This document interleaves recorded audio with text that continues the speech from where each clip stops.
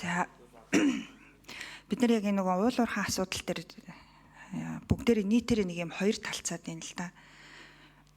Эсвэл уул уурхайгаа ашиглана, эсвэл уул уурхайгаа ашиглахгүй. Гэтэ эдийн засаг мөнгөтэй авах хэрэгтэй хаанаас уул уурхайгаас гэд. Гуравдагч тал буюу дундын хувилбар энэ бүхнийг зохицуулж ирэх боломжтой тэр одоо бодлогын асуудлууд дээр хэдүүлээ илүү төвлөрч ажиллах хэрэгтэй болов уу гэж би хувьдаа тийм байр суурьтай байдаг.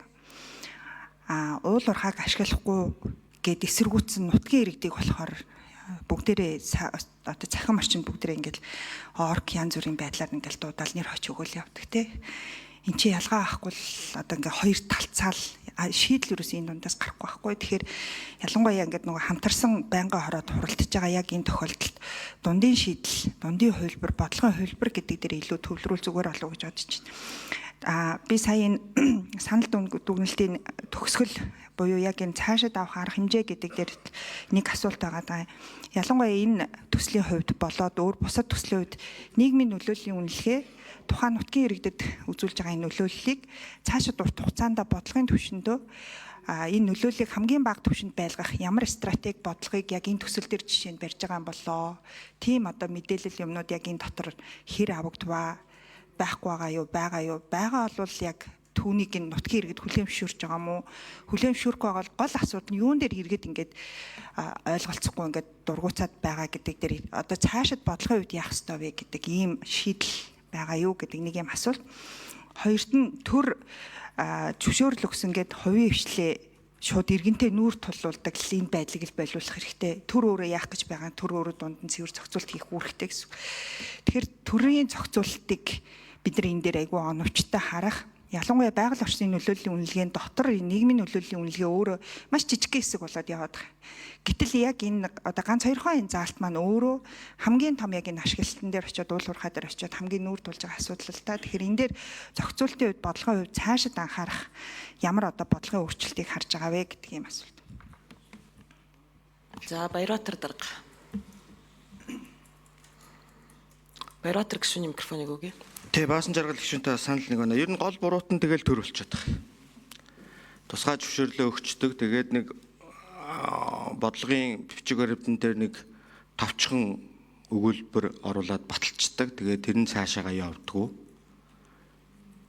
Тэгээд нэг төсөл хэрэгжүүлэгч нь хөрөнгө оруулалтад таад тэндээ үйл ажиллагаагаа эрхлэх гээд байдаг. Иргэдийн одоо бас зөрүүтэй ойлголтоос олж эсэргүүцэлтэй тулдаг.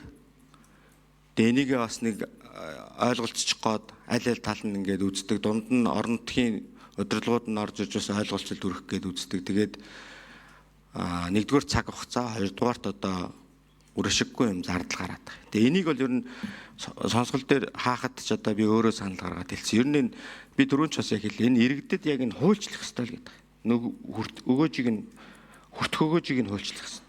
Одоо жишээлбэл Доронтой аймгийн манай Бадамсрын гишүүн байхгүй байх шиг байна. Доронтой аймгийн Матад сумын иргэд бол одоо яг энэ дээр хохирогч болоод үлдсэн иргэд гэж.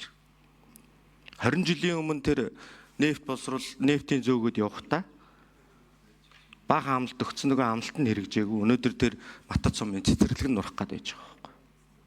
Тэгээ цэцэрлэг барих гэж одоо. Тэгэхээр ийм одоо муу жишг цаашаа энэ орон нутгуудад бий болохгүй байх хэрэгтэй гэдэг үгнээс энийг хуульчлах хэрэгтэй. Дээр нь одоо иргэдэд их зөв ойлголтыг л өгөх зайлшгүй шаардлага байгаад байгаа. Ямар нэгэн байдлаар одоо жишээлбэл иргэдэд очиод энэ бол одоо ингээд уран юмаа гэдэг ингээд буруу ойлголтыг өгөөд нөгөөтгөнд нь иргэд одоо бас итгээд за ингээд цаашаа явдаг. За ингээд төсөл хэрэгжүүлэгч бол иргэдийн дунд ингээд үл ойлголцол хорч чатантаа үүсээд заримдаа одоо тэмцэл хэлбэрийн илрэл хүртэл шилжээд хүний эрх зөрчигдөх байдлаар хүртэл ингээд орсон юм үрдэнгүүд бол муу үрдэнгүүд бол өнгөрсөн хугацаанд гарсан.